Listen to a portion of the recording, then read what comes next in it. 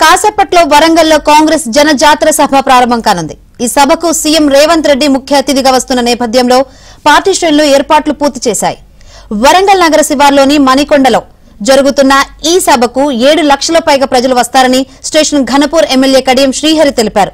విపక్షాలు చేసే విమర్శలకు సభ వేదికగా సీఎం సమాధానమిస్తారన్న కడియం అధికారం కోల్పోవడంతో కేసీఆర్ మతి భ్రమించి మాట్లాడుతున్నారని విమర్శించారు।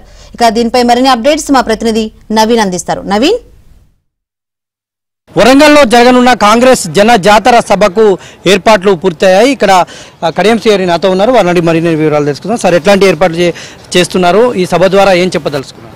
ఈ సభకు పిసిసి అధ్యక్షులు రాష్ట్ర ముఖ్యమంత్రి గౌరవనీయులు శ్రీ రేవంత్ రెడ్డి గారు మధ్యాహ్నం 3 గంటలకు రాబోతున్నారు। సభకు సంబంధించిన అన్ని ఏర్పాట్లు కూడా దాదాపుగా పూర్తిగా వచ్చినాయి। ఈ సభకు 7 అసెంబ్లీ నియోజకవర్గాల నుంచి దాదాపుగా 1 లక్షకు మించి ప్రజలు వస్తారని మేము ఎక్స్పెక్ట్ చేస్తున్నాం। ప్రజల నుంచి మంచి స్పందన కనిపిస్తున్నది। ప్రజలు, రైతులు, కాంగ్రెస్ పార్టీ నాయకులు, కార్యకర్తలు, శ్రేణులు అందరూ కూడా ఉత్సాహంగా ఈ సభను జయప్రదం చేయాలనే ఉద్దేశంతో వస్తున్నారు। ఎన్నికల ప్రచారంలో భాగంగా పార్లమెంటు పరిధులలో సభలను ఏర్పాటు చేస్తూ సీఎం గారు ప్రచారంలో పాల్గొంటున్నారు। దాంట్లో భాగంగానే ఇవాళ వరంగల్ లోక్సభ అభ్యర్థి కాంగ్రెస్ పార్టీకి చెందిన డాక్టర్ కడియం కావ్య గారి ఎన్నికల ప్రచార సభలో ముఖ్యమంత్రి గారు పాల్గొని ప్రజలకు వారిని గెలిపించాలని అప్పీల్ చేయబోతున్నారు।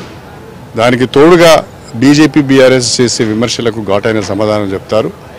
ఉమ్మడి వరంగల్ జిల్లా అభివృద్ధి పైన కూడా వారు మాట్లాడుతారనే అనుకుంటున్నారు। నామినేషన్ కార్యక్రమం ఎట్లా జరగబోతుంది? నామినేషన్ కార్యక్రమానికి ముఖ్యమంత్రి హాజరు కాబోతున్నారు? నామినేషన్ కార్యక్రమానికి ముఖ్యమంత్రి గారు రావడం లేదు, నేరుగా బహిరంగ సభకే వస్తారు। నామినేషన్ 2 o'clock మేము మంత్రివర్యులు కొండా సురేఖ మేము వెళ్ళి నామినేషన్ 2వ సెట్ అభ్యర్థితో నేర్పిస్తాము। ఆ తర్వాత నేరుగా బహిరంగ సభ కాడికి వస్తాం।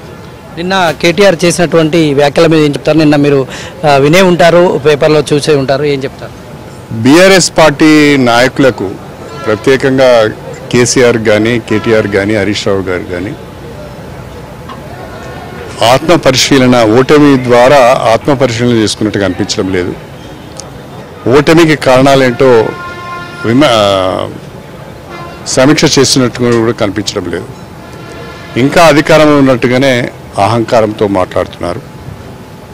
బీఆర్ఎస్ పార్టీ తెలంగాణ ప్రజలకు నమ్మక ద్రోహం చేసింది। 10 ఏళ్ళు పాలించమని అధికారం ఇస్తే అధికారాన్ని అంతా కేంద్రీకృతం చేసుకొని విపరీతమైన అడ్డగోలు అవినీతికి పాల్పడి తెలంగాణను దోచుకున్నారు। దాని ఫలితాన్ని ఇప్పుడు అనుభవిస్తున్నారు। రోజుకో కేసు బయటకు వస్తున్నది।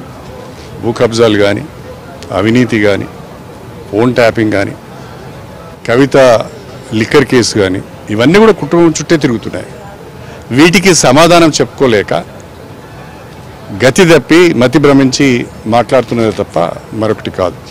ఈ వేదిక ద్వారా బీజేపీ అటు బీఆర్ఎస్ నేతలు చేసేటువంటి విమర్శలకు ముఖ్యమంత్రి రేవంత్ రెడ్డి కౌంటర్ ఇవ్వబోతున్నారని మాజీ మంత్రి స్థానిక స్టేషన్ ఘనపూర్ ఎమ్మెల్యే కడియం శ్రీహరి అయితే చెప్తున్నటువంటి దృశ్యాలు ఇక్కడ కనిపిస్తూ ఉన్నాయి। Video journalist జగదీష్తో Naveen,